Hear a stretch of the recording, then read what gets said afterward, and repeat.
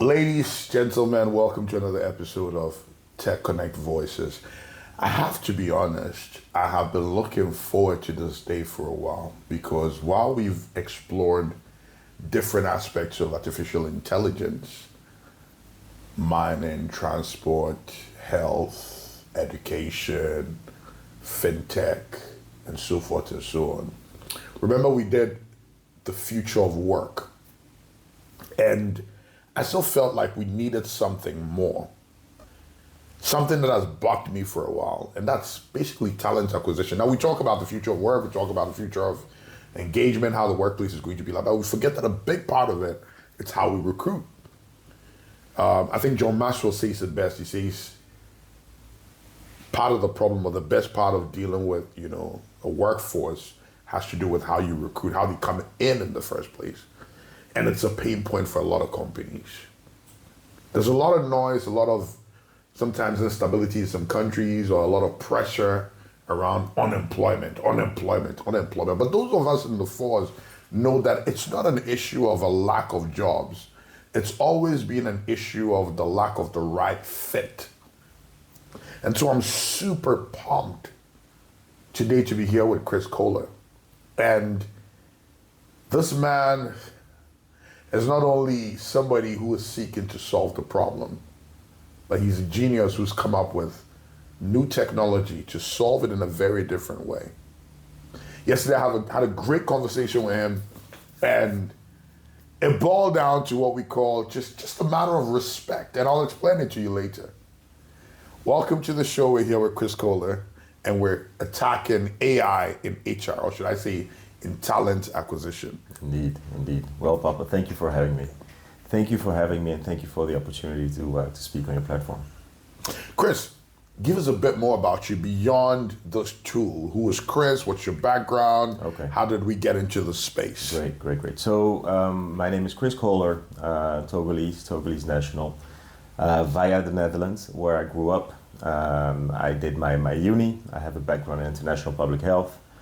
Started my career in consultancy within a big four.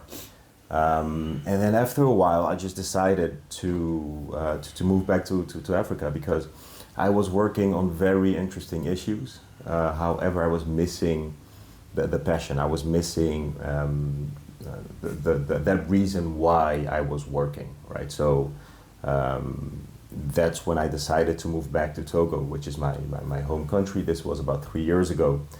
And when moving to Togo, I created several companies, right? So I had an idea of creating a tow truck company, right? Interesting. Because it was a problem that happened to me. My car broke down, so I needed to find a solution, right? So I actually bought a van in the Netherlands, and I equipped it with all the equipment to be a functioning garage. And I brought it down and started working. And within a month, we had a lot of clients. We had a lot of requests for our services. However, one of the bottlenecks was personnel, right? We were not able to find the right type of mechanics on time that were qualified. So we were running a major risk, a major insurance risk by working with unqualified personnel. So that was the first seed. The second one, being a consultant, I had the chance to work for an organization where they wanted me to hire 500 people, 500 healthcare workers, right? And that's where I asked my question. This was back in 23, when I said, okay, so it's 2023, ChatGPT just came out in November of 22, and I was using it already. And I was thinking, okay, so now they are asking me to hire 500 people. In order to hire 500 people, I need to read at least 6,000 CVs to bring it down to 500 quality ones, right? So I am not going to read 6,000 CVs. I will not set up a team to do this manual work. So that's when I started thinking about, okay, how can we use AI in recruitment? And I was very lucky, I am very lucky to be friends, very good friends for 15 years with a developer with which I had the first company. And so I called him and I said, okay, so I think I have a problem, I have an issue, I have a project for which I have to hire 500 people. do you think that we can set up a system that can allow us to sort of assess candidates, match them with the job offers that I have? And that's how we started. And that led to us creating a company called EdoMatch, in Togo. We launched in November 24.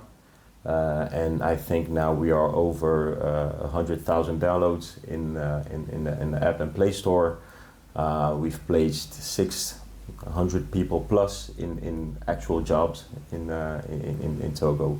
Over 1,000 matches. That means companies looking for job seekers and job seekers matching with those companies just by using AI, right? And one of the most beautiful things I've seen on it is that a guy from the middle of Togo, right, who usually does not have access to work, because when job offers are posted in Lomé, it's usually in the newspaper, or it's somewhere on a wall, or it's on a website that he cannot reach. But just by having this app on his phone, he was able to create a video of himself, presenting himself in his environment, and match with jobs in Lomé, which is like 300-400 kilometers away, right? So it sort of democratizes access to work, right? And makes it accessible for everybody. It levels the playing field.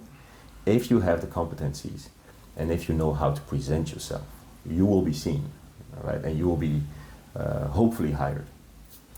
Amazing. I mean, artificial intelligence is really doing a lot in terms of creating inclusion. For those of you who are afraid of it, let's think about that for a moment. So I'm going to approach this from three different areas.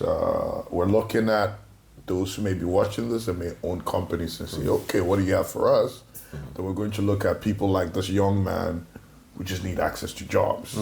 What are we doing for them? Okay. And then we'll look at those of us who are in coaching and in training and so forth and so who are supposed to be helping. How do we come in as well? Sure. All right, so first question, how are leading companies leveraging AI to improve hiring efficiency and outcomes? Sure. I think one of the,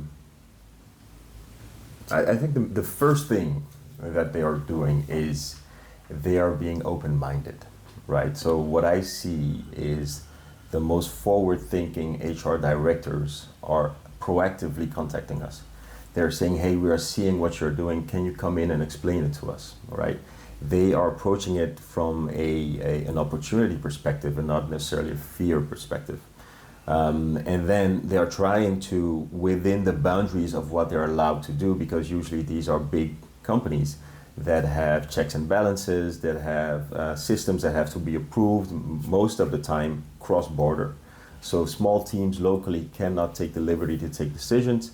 However, we see the most forward-thinking HR directors take a bet and say, okay, help us with this small area right here. Let's create a proof of concept, and then we can make a case. So I'll give you a very concrete example.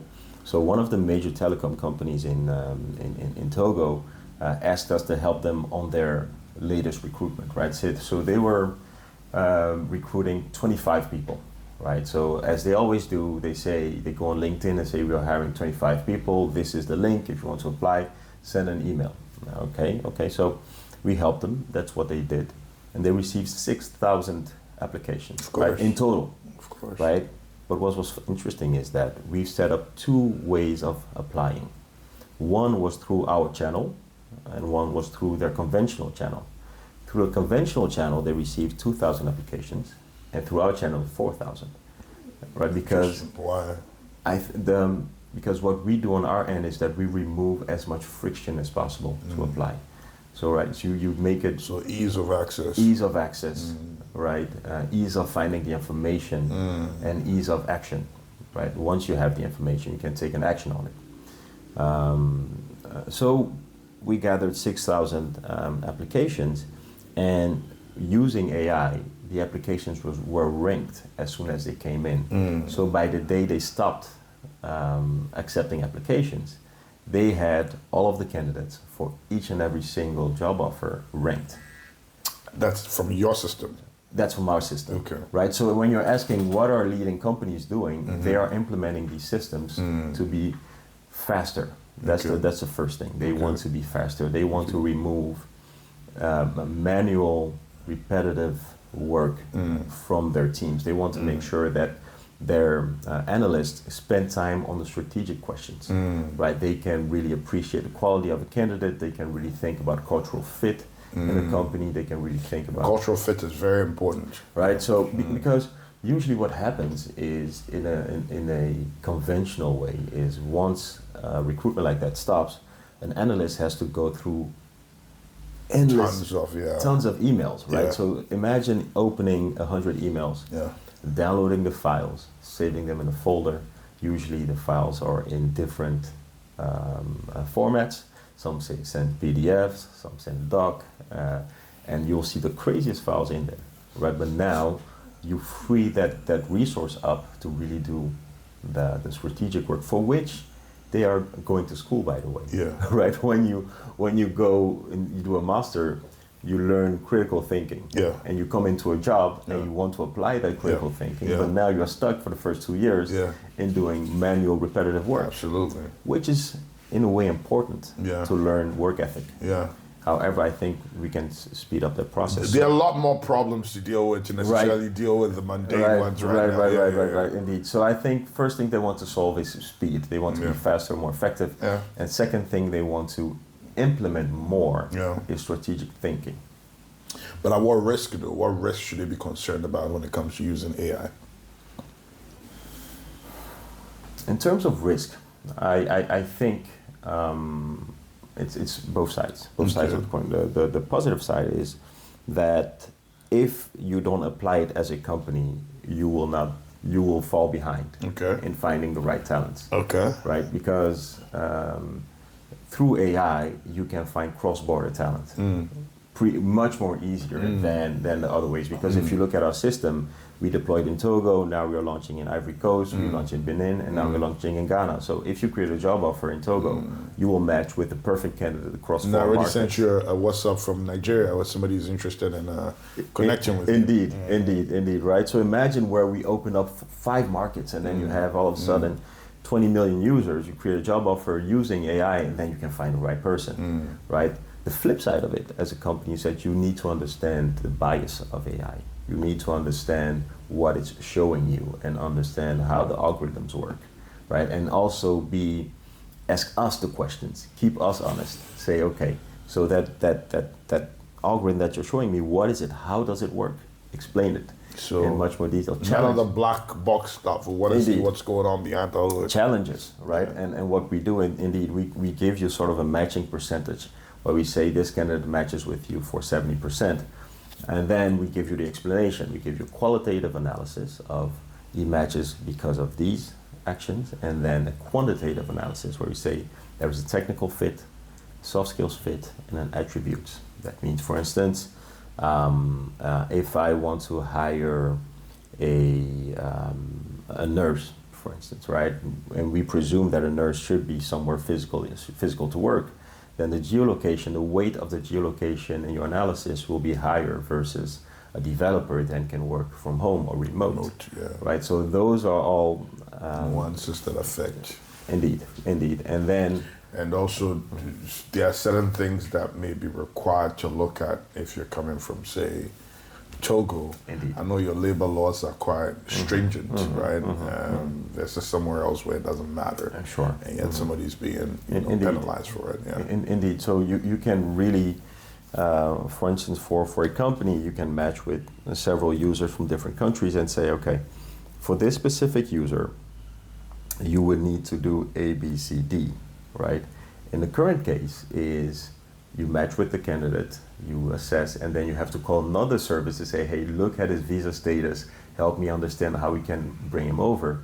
In a new world, you have that information instantly, right? So it speeds up processes, it removes the black box, as you say, and that information is shared on both sides. So as a job seeker, I see what the recruiter is seeing. I see how he's analyzing me and how he's appreciating my competencies. So basically what you're saying is that AI will never really replace gut feeling or intuition. No. It's a tool. It's a tool. It's there. I mean, it's the same as LinkedIn.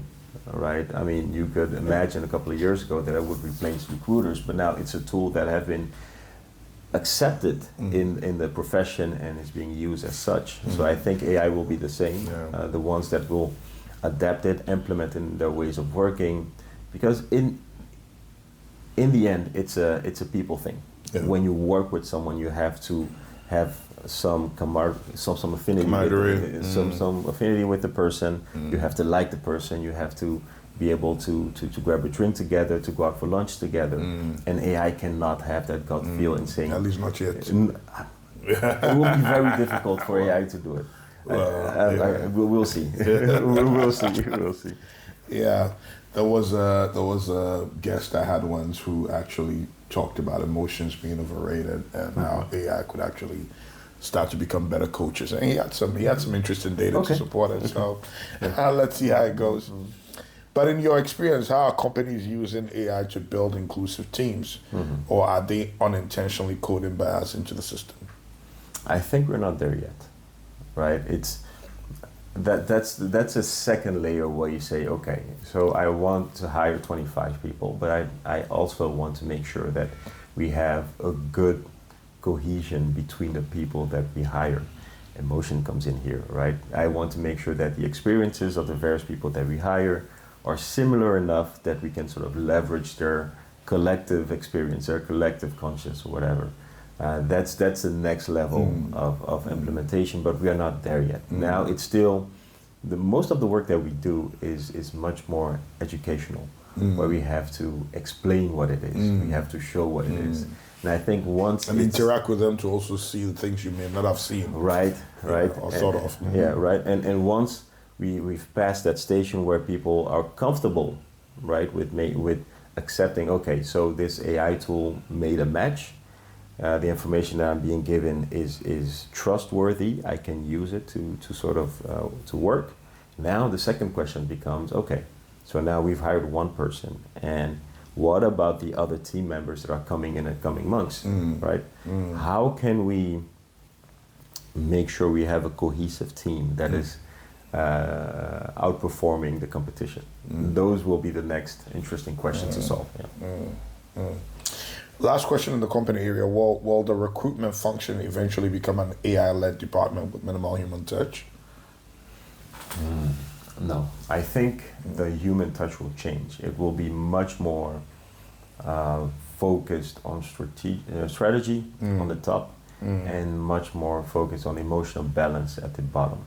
What I mean by that is HR directors will be much more strategic actors within the C-suite, where they will set very far-reaching strategy with regards to recruitment. What we're speaking about, how can we make sure that our teams are outperforming the competition just by making sure that we have the right mix of talent, right mix of backgrounds, etc. And then the teams below, because they are not strapped by that manual work anymore, will have time to actually interact with the teams and understand the teams and making sure that they solve interpersonal issues better than being behind their computers. Because what happens now, when you go to HR, they're usually busy and they don't have a lot of time because when they hire you, you're hired, okay, go do your work. Yeah. Well, it doesn't stop there. There's a whole onboarding process. Absolutely. Right? There's a whole maturing process in the company. There's a whole educational process in the company, which they will have much more time for than now. Absolutely. Yeah. Okay. Let's jump into looking at the talents that we're recruiting. Oh, wow. So how can applicants best prepare for AI-augmented recruitment processes? I know I did a training recently on personal branding, and I was particularly helping them figure out their keywords that they will use. They'll probably be pegged by the kind of company that they want, and the storytelling format for how they put out their CVs and so forth and so on.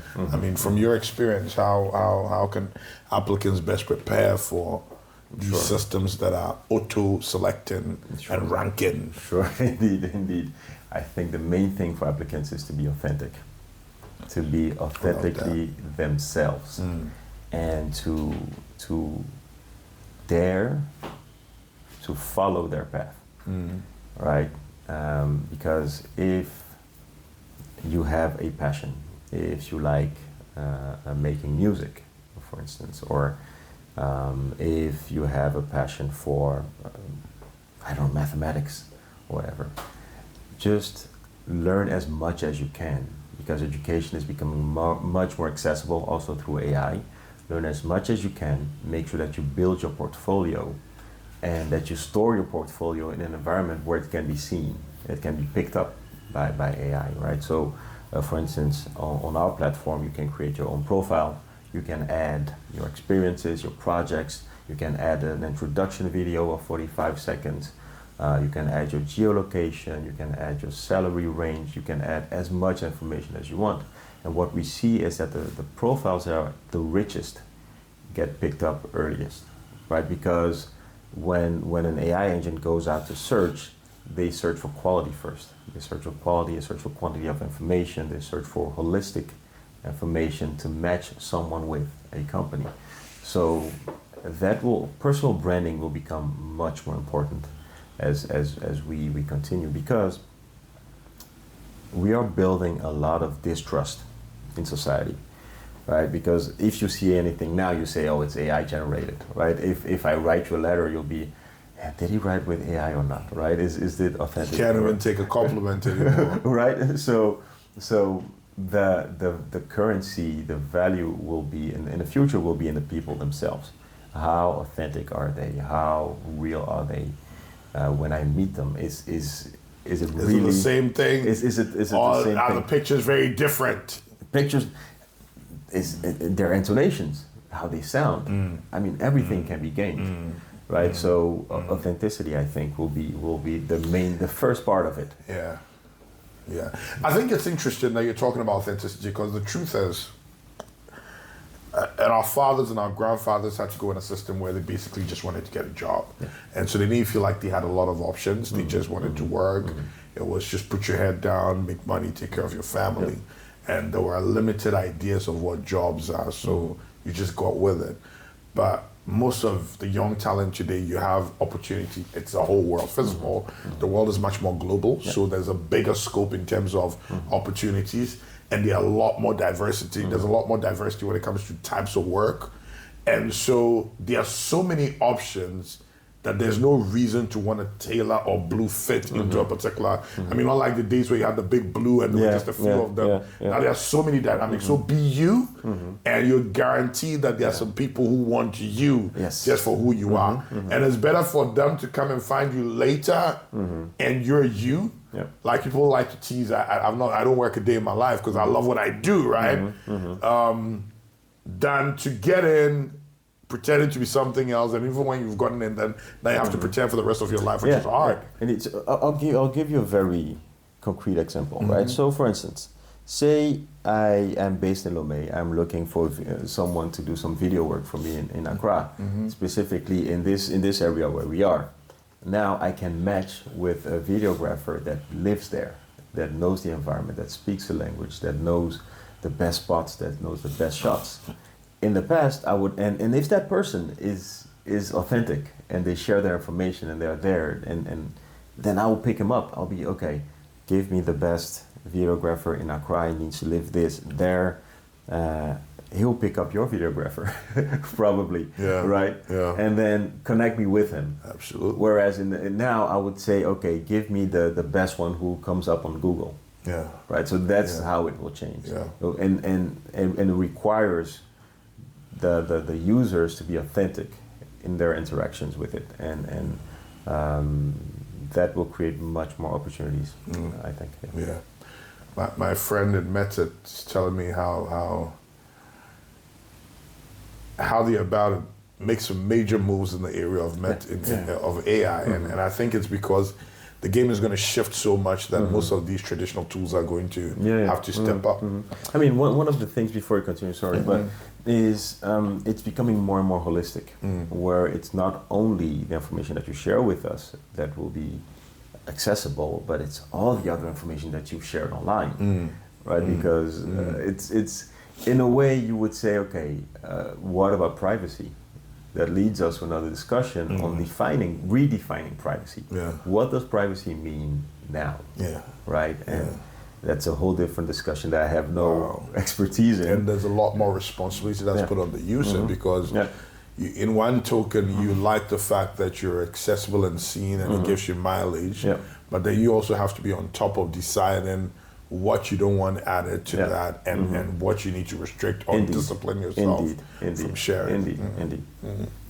So should job seekers be trained to speak to the algorithm? You don't think so? Definitely. They should? Definitely. I mean, in Togo currently, there is a program that has been launched to train over 50,000 first-year students at the public universities in AI programming and English, right? And because the idea is to make sure that they understand what AI is, an introduction into AI, learn Python, because Python is the main language used when coding, AI specifically, and English, because Togo being francophone, but English being an international language. So that is a program that is really championed by one of our by the Minister of Digital Transformation in Togo, which is very visionary and making sure that the next generation has the tools and is equipped to indeed talk with Africa. AI. We're really stepping up. Yeah. I love it. I love it. How do we ensure that soft skills, emotional intelligence, leadership, adaptability, don't get lost in AI-led screening? And this is very important for me. So the way we are solving it now, right, is that we try to create a profile for the companies also, where you say, okay, we define a company mission, vision, their geolocation, and all that good stuff, and we use that information to match with how job seekers are speaking about themselves and how they're presenting themselves and the information they're giving us through their experiences. So we are matching on that level. But I think soft skills will still remain. That's where gut feel will come in, where you as an experienced recruiter will speak with someone that has a high match on technical competencies, that has a high match on attributes, what have you. But in the discussion, I think it will always come down to that gut feeling. You're right. You reminded me of a situation my sister told me back when she was younger. I think she went on a date with somebody, nice guy, well-groomed, all the checks and balances, right? But while they were eating, something happened, and I think the guy was really nasty to the waiter. Okay. And for her gut feeling kicks in and says, if you could treat a human being like this, I don't want to be around you, right? But he checked all the boxes, right? Yeah. But it was just that little moment that was unexpected. And sometimes the guy could be look like a perfect, I'm a team player, say all the right things, but you just realize they wouldn't gel, I don't know if you've ever come across this thing called the Belbin test. No. Okay, so it grades people into different categories when it comes to being a team, and there are 9 different profiles. Okay. And one of them, which happens to be me, weirdly enough, there's one called a plant. Plants are thinkers. They're the guys that will walk into the room, and the whole team has been trying to solve a problem for like 50, whatever hours and can't figure it out. And he comes in and says, why didn't you just do this or that? And you're going crazy. Where were you? How come, But they also can be very weird in the sense that they see things the rest don't see, and they can be very, anal about it. And so they don't get along too well. Yeah. They don't even get along with other plants like themselves. And we've actually had team building exercises where we had multiple plants and we're like, oh, these guys are going to wear the and they just do the most crazy things because instead of leveraging or collaborating on what each one is doing, everyone wants to do his own thing, so they end up failing. So I mean, I understand. Well, so in our tool we have assessments, right, where you can sort of do the DISC assessment, for instance, to determine if you're green, red, or blue, or what have you. So that's a layer of emotion that you can bring in there. But I think, as you were telling about your sister, she probably has a high level of emotional intelligence, right? To be aware in that moment of what is happening to another human being while being here and then seeing that interaction. So I think emotional intelligence cannot be faked. It's something you have or you don't, right? Or you have in different grades, right? So I think it comes down to really meeting that person and shaking their hands. But I think it will also be different per job sectors, right? Sectors, for instance, nursing or sectors where you really have a lot of human interaction. There you will see, I think, an overrepresentation and overly people looking for that emotional intelligence much more than for developers, for instance, which will have to be, again, using AI, much more technical, much more deep in their knowledge. So we'll see, I think we'll see an increasing divide in jobs in which emotional intelligence is required, highly required, and then those where it is less required. So where it's highly required, maybe you get to meet the human being earlier. Yeah. Whereas where it's not so required, it's fewer to deal with. Indeed. Indeed. That's cool. How can young African graduates stand out in the world of bots, filters, and automated parsing? That's an interesting and difficult question. You did mention personal branding earlier on, though. That's the first thing, right? Personal branding, making sure that you're visible, authentic, and present. But I think young African graduates should really be focusing on cross-border opportunities in Africa. I love it. Cross-border opportunities. In Africa. Because I'm not saying go and jackpot. Well, no, because it's, for me, in my conception of things, right? I'm traveling a lot across the Western African region currently. It's beautiful. And I see similarities. Yeah. Right? We are the same. Yeah. And a young professional from Togo with exceptional technical skills, I know one who is currently being sought after in Abidjan and vice versa. Yeah. Right? Yeah. And I think those are the opportunities that we should be looking at. We should be looking at our regions, we should be looking at cross-border, we should be authentic and making sure that we adopt these platforms as soon as possible and not be afraid of them. And I think that's how we can, and we need to use them. We need to use them because whether we like it or not, the world is shifting in that direction, and we cannot.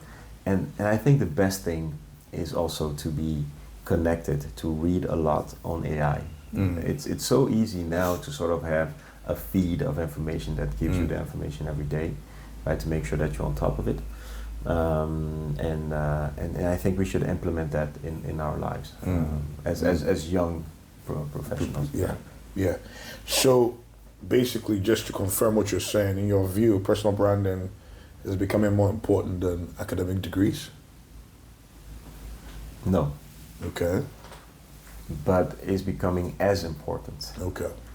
Academic degrees, what they do and the signal that they give is that this young person can follow through on so important. On an engagement, right? On an engagement that, because I think resilience is also a trait that we're losing more and more. Oh, you're right. Right? Absolutely right. Right. So I think a university degree, and they will become harder, right? Because of AI, the degrees need to be much more.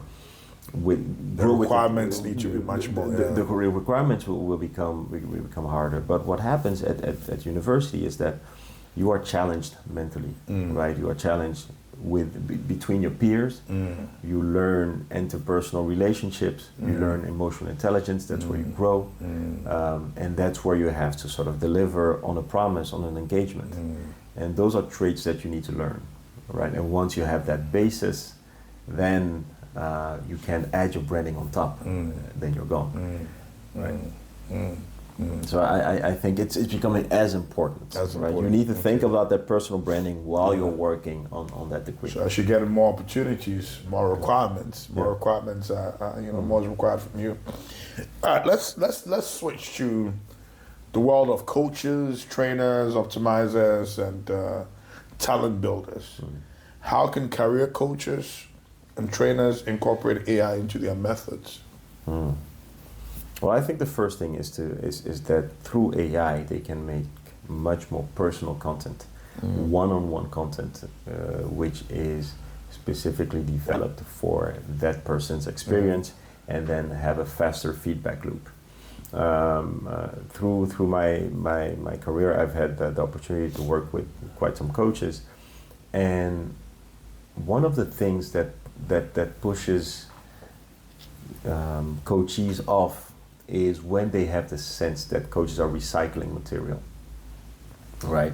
When you tell them your story and then the first answer that they give you doesn't fit at all, right? So that has to do with the quality of the coach, of course. Right? Authenticity, coming back again. But then the question, you can tell they're reading a script, right? They're applying a script, but I think coaches have the opportunity to create much more tailored, much more personal experiences, much more personal solutions for coachees, right? So I think I am not in the world of coaching, but I would assume that coaches are now applying AI in those manners to make sure that, but then not superficially and just writing one prompt in ChatGPT, but making sure that they really work together, also being transparent about it to the coachee and work together on making sure. But I mean, if you authentically understand how to even prompt as a coach, I believe that you can put in the right parameters and a lot more detail to guide even the prompt to give you the right answers. So the more you put in. Yeah, so I think that's also has to do with growth on the side of coaches. The coaches as well. Yeah. Will we see AI career advisors replacing humans?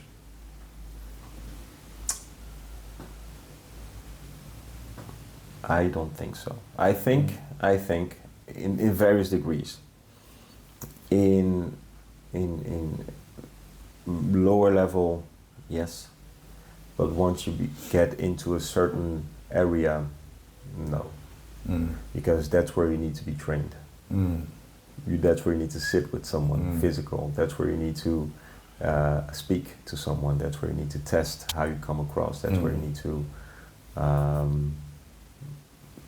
get feedback, honest feedback from someone who has real life experience. And AI cannot give you that feedback, right? It can give you some general feedback, but you would need, again, and I think it summarizes what I've been saying is that AI is a tool. It's an incredible tool, and we need to implement it. However, let's not forget the human in aspect. We can't leave it off. We can't leave it in the driving seat. Yeah, indeed. So what tools should coaches be training people to use for employability? Well, I think anything that has to do with vibe coding, right? Anything that has to do with vibe coding, because through vibe coding in 10 minutes, I can convey a message much more clearly than I could, 3 months ago, right? So if I have a portfolio and I'm a developer or whatever, all of the ideas that I have, I can vibe code them and have, for instance, links that link all to all these pages and say, this is what I can do. Here are 10 links and go see them. It's a very visceral experience where someone can just go and see what you're doing and see what you mean. For creatives, right? You can create scripts for your ideas. For instance, a friend of mine went to high school with him in the U.S. and he what he does now, he teaches people how to work with VO3, right? He worked on Blackish in the show on HBO. He was a writer on Blackish, and now he teaches people how to use AI to make pilot episodes of their ideas.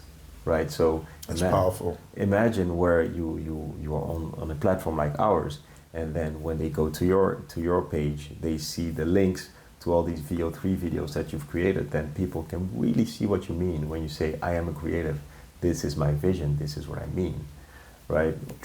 So we can use these tools to convey much more information about our creativity, much more information about how we solve issues. And we should implement them, because one of the things also, recruiters will be looking more and more to find people who know how to use these tools, right? And you need to show that you know how to use these tools. Absolutely. So you need to be picking them up. You need to try them. What I do is that I have 30 minutes a day where I try a new AI tool. Interesting. Right. when I hear about it, I just go on their sites, just expensive but fun. well, usually you have a couple of tokens, which is it's free just to use and try out. But at least you understand. Google is where I use the VO3, and the Ultra is quite expensive. When you have the VO3, I've had the chance to use it via a friend. Oh, okay. But most of the new AI tools, you can use them for free, see what it does, and then understand, and then you pick them up along the way. But there's some good stuff out there. Yeah. How can we prepare people for jobs that don't currently exist?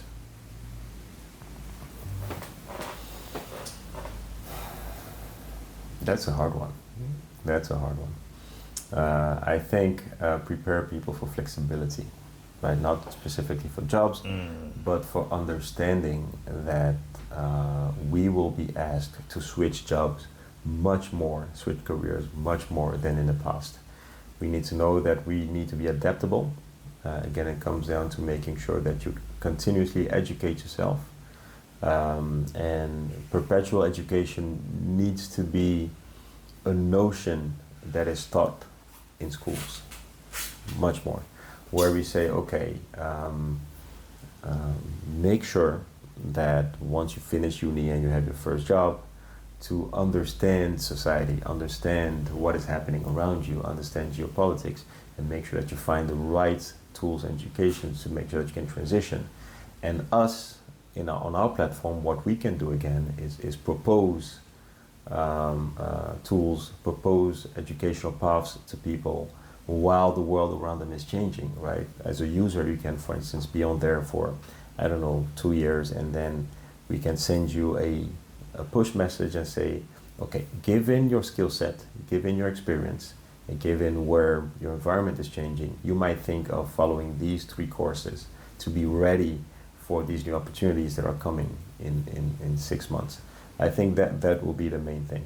And understanding as a person, as a user, that you need to be adaptable, flexible, and ready to change. Yeah. What's the role of AI in improving soft skills and emotional intelligence? It can listen to you, right? Okay. So currently in our app we have an AI chatbot that you can talk with, right? And that question that you just asked, you can ask the same question and say, so you know my background, you know the CV that I have, whatever, and you say, okay, how can I, given who I am, improve my soft skills? It will give you some answers, and you can also have conversational AIs that you can speak with. And it will help you to know what to work on, right? To know the skills that you need to work on. But in order to validate it, you need to go out in the world. You need to speak with real people, right? Yeah. So it can help you up until the door, but once you're at that door, you need to open it. To open the door and go out into the world. So don't get too comfortable in your AI world. Yeah, otherwise. Learn to communicate well. Yeah. Learn to engage. Learn to build some empathy. Because that will also make the difference, right? And imagine a world where everybody is stuck behind their screens, even more than today, right? And you get into interactions, conversations with people. You will see right away the ones that feel comfortable, exactly, that are out there in the world, versus people who just shy away and stay in the room and prefer to live in that artificial world, right? Yeah. So I don't know how it's going to play out, but I think making sure we get out there is very important. Yeah, it's good. Now let's focus on your app. Okay. What problem in the African recruitment landscape did your app set out to solve, and how does it do that better than global tools like LinkedIn, Indeed, or Workday? Okay.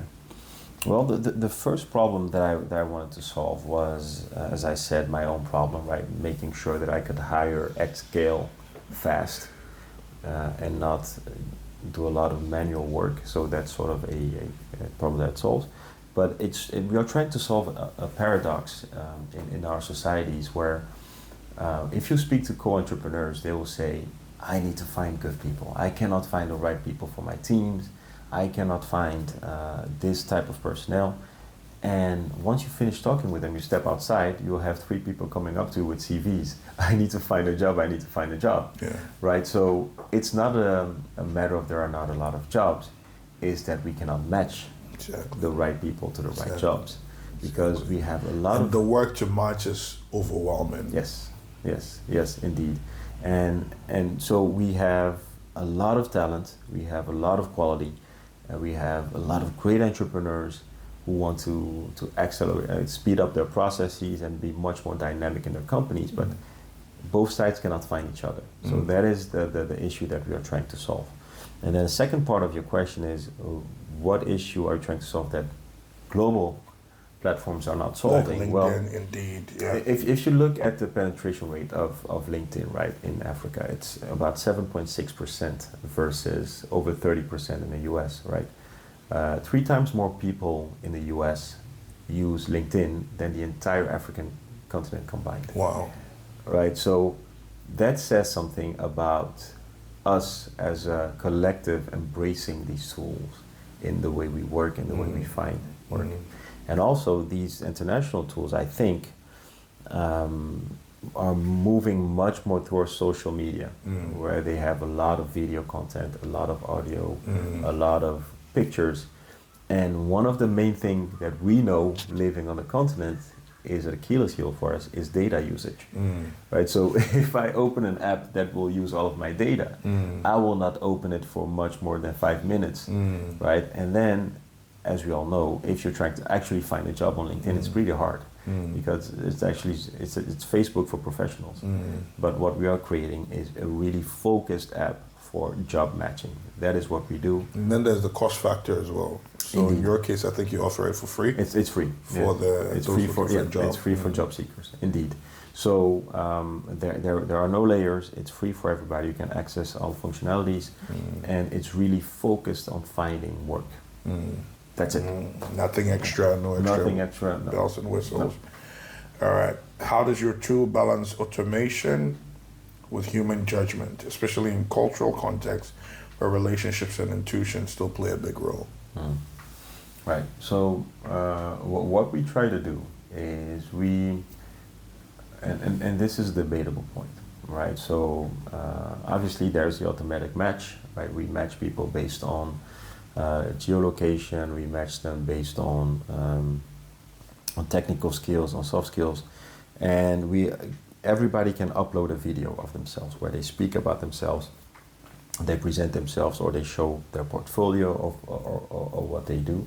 So that is the glimpse into the personality that we are trying to give the companies, right? To see who's behind the words, to see who's behind the lens. And then it becomes a matter of meeting, of speaking with each other. Yeah. Interesting.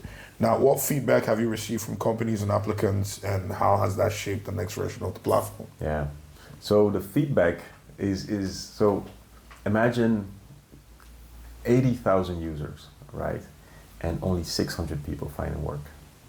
So the feedback from most people will be, hey, I've been on your platform for months and I haven't found work, right? Where you say, okay, well, we're working on making sure that much more engagement is coming, and that is happening because we are seeing a 4x growth in engagement on the platform, which is good. But what we're from employers as well. From employers as well. But what we are changing now is that we are realizing that people, while they are looking for work, they also need education. They need access to education. They need access to coaching. So we are seeing a change and a transition from HR tech into ed tech, where, like I was saying, the program from Togo, where students on the application now have access to education in AI, programming in English. Now we are speaking with parties like Coursera, where we can sort of add education on there, right? Where you're on there, so that you can have access to education, improve your skills, and make yourself much more employable. And now we also my ed tech guys are listening to this, Kwame Nyatwame and Dr. Hine and a number of them, Indeed, and now we also add coaching, right, where you would add coaches that can, using AI again, identify the right candidates, the right people that would need their support, right? So what we've seen, we set out to create a job matching platform. However, we are seeing that HR tech, we can now close the bridge between HR tech and ed tech. Yeah. Interesting. Are there any insights or patterns your platform has uncovered about African talent, soft skill gaps, rising career paths, unexpected hubs of excellence?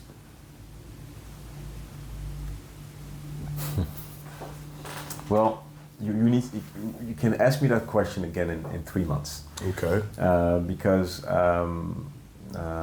by then we will be launched in Ivory Coast, Ghana, and I will have data for you for 4 countries, and then we can give an answer to that question from an African perspective. Because now, if I speak on it from a Togolese perspective, what I've seen in the data is that we have a lot of hidden talent.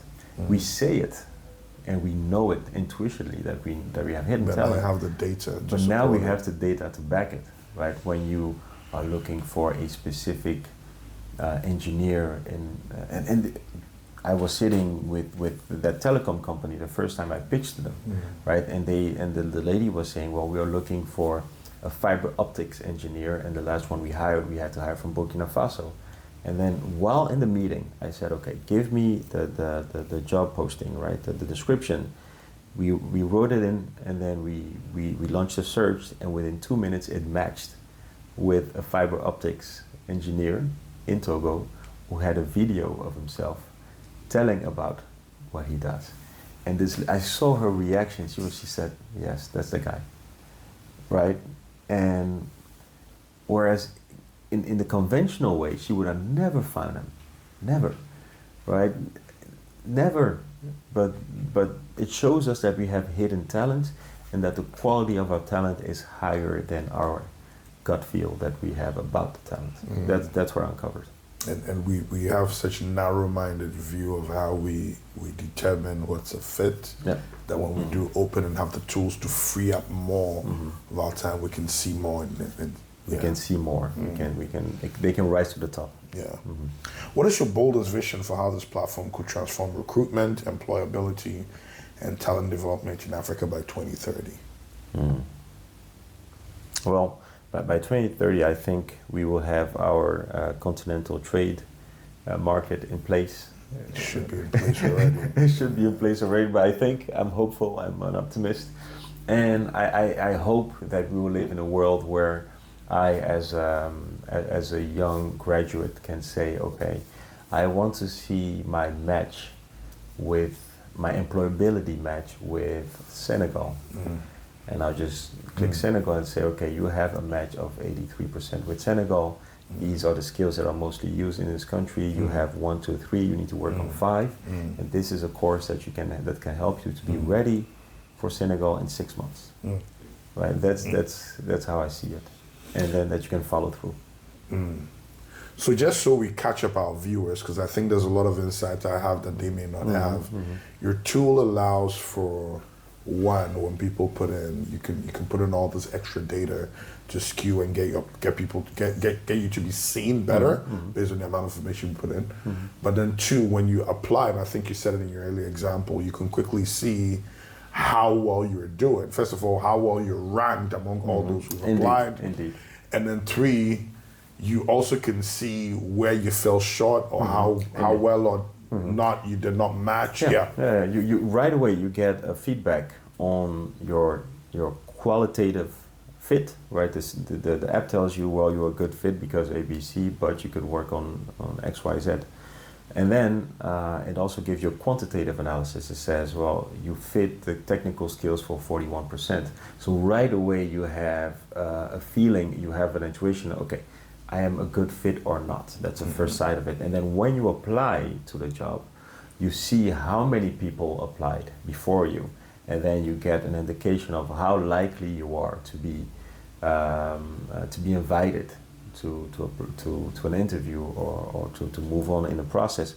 So these 2 things already gives you much more agency on your application process. It gives you much more agency on knowing, okay, I applied here, but I know the chances are slim that I will be hired, so I will be working on other things.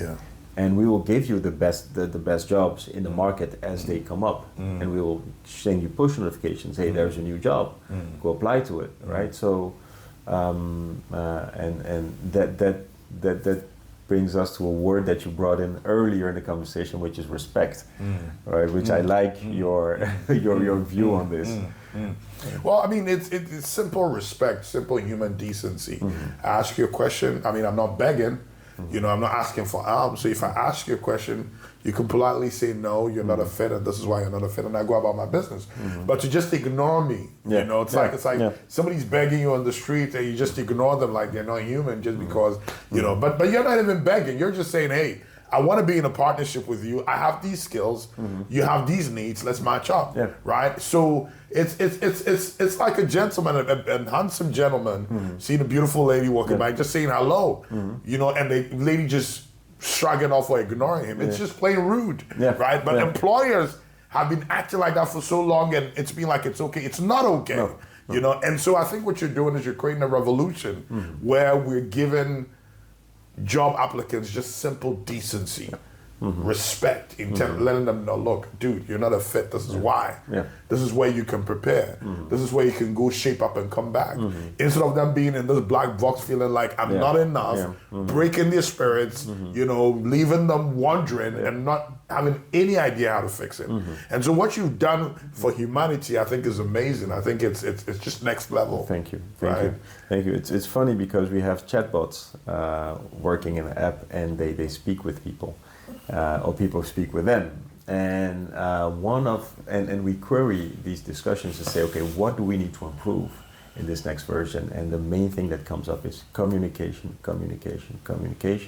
People want to know, I've applied, and 2 days later, what is the process? How many people have applied? Is the offer closed, right? As they pick someone, etc. And then you see that those type of questions come up late in the evening. And the most frustration is felt between 9 p.m. and 11 p.m. That's when people really, and you can put yourself in the shoes of the they're trying to sleep, but they can't sleep because they don't know when you're going to wake up tomorrow. I've applied, so when I'm going to hear a response, right? And then that's when they ask questions to the chatbot. And then when they don't get an answer, sometimes they get frustrated, right? And then they send a mean message, and then we call them in the morning. Because we are customer success and we track that. We call them to understand the psychology behind it. Right. So that alone is HR. It's not cool. It's not cool. You know, and we're talking about 2030. I believe that those who don't sit up, those who don't empathize, those who don't wake up, are going to realize one day that nobody's applying for their companies anymore. You can have all the bells and whistles and all the money. Because, you know, one thing I've noticed about the new generation is not just about the money. They like the money, but they also want meaning. They also want to feel like they matter, right? And the disrespect is not going to be allowed to keep going on. So we need to stop thinking we're big companies and because they're like it. So it's not okay. Let the person know why.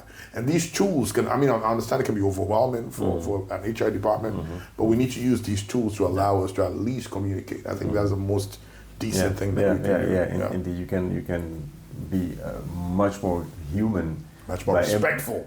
Respectful and human by using artificial help. That's interesting. That's a paradox right there. Because, look, the truth is we become robots anyway. We've not become robots because of AI. We become robots because we've gotten so busy and so distracted that we're actually not human. We're just zoning in. So now to become human again, we need the tools. It's crazy paradox of life, right? So, let's move into some ethics because I know some people will ask. How do we protect candidates from biased data and civilian-style AI? Civilian-style AI? Civilian. Oh, surveillance. Okay, surveillance. Well, I think a lot of it has to do with the candidate themselves. That's what we were speaking about. We need to be much more knowledgeable of what we are putting out there as users. Right. So us, for instance, we have very clear user terms and agreements that in which we protect the users as much as possible.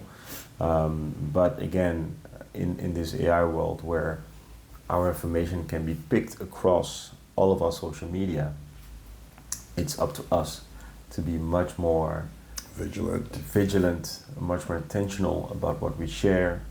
That's the first part of it, and then it's up to us, the tool builders, to create tools that are transparent, that can allow you to remove all of your information when you want to, when you can say, I don't want to be part of this anymore. Yeah. It's fine. You can do that. And I think even as an added benefit for people like you, because you're helping them land a job, if there's a tool, and by the way, since I met Chris, I've been giving so many ideas. I need to start taking revenue and shares, right?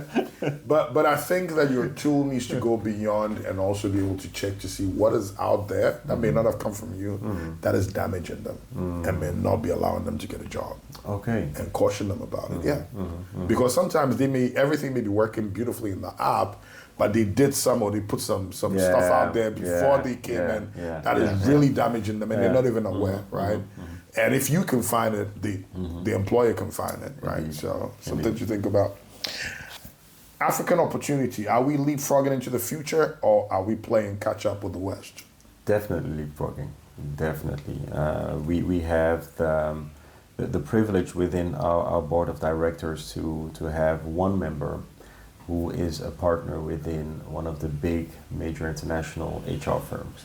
So he really comes in and gives us insights. And he decided to invest in 5 minutes.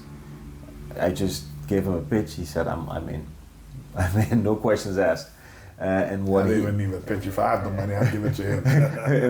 and what he says is the luck that we have here is that we have flexible regulation, right? And we have environments where you can try stuff, where you can fail. And because of that, we can test tools.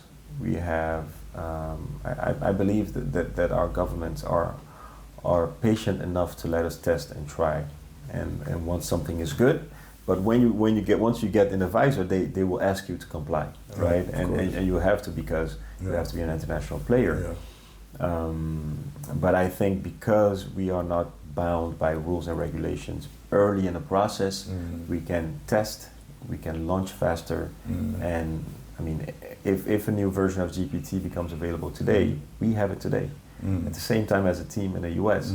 So that advantage that they had is gone, right? Absolutely. So, and then we're not entangled by all the had happened, had not happened. We are not burdened by existing outdated systems, by legacy systems. We can just create new and then move. And why shouldn't we be leapfrogging? 1 out of 4 by 2050 will be African. We have to start creating systems and work with them and put them in an advantage.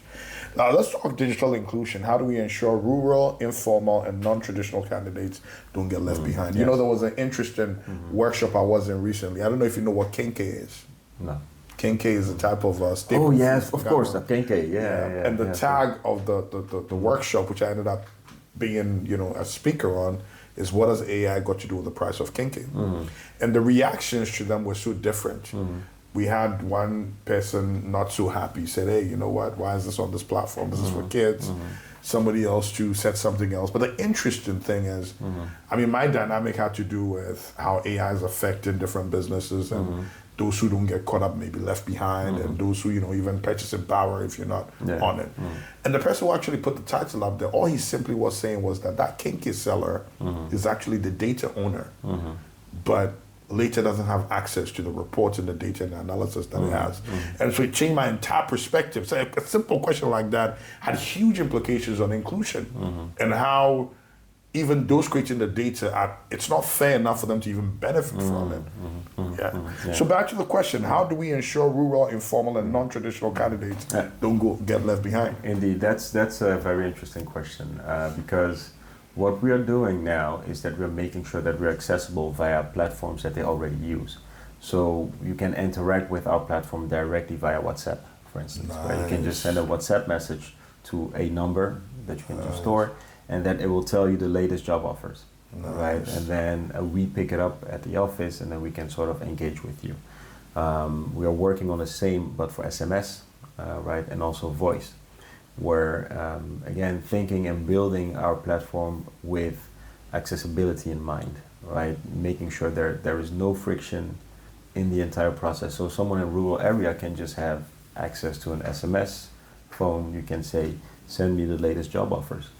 So it has a USSD plugin. Yeah, and then you will have the list. You can do the same on WhatsApp, Telegram, what have you. So that's what we are trying to do, making sure that we have an omni-channel access via conventional tools that people are comfortable using.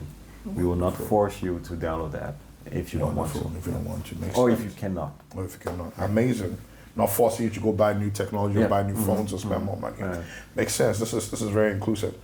All right. If you had 30 seconds to advise each of these groups, companies, applicants, and coaches, what's one thing they should start doing today to stay relevant in an AI-driven world? Okay, let's start with companies. Companies, the first thing is to query yourself. Ask yourself, are we as an HR team doing what we need to be doing?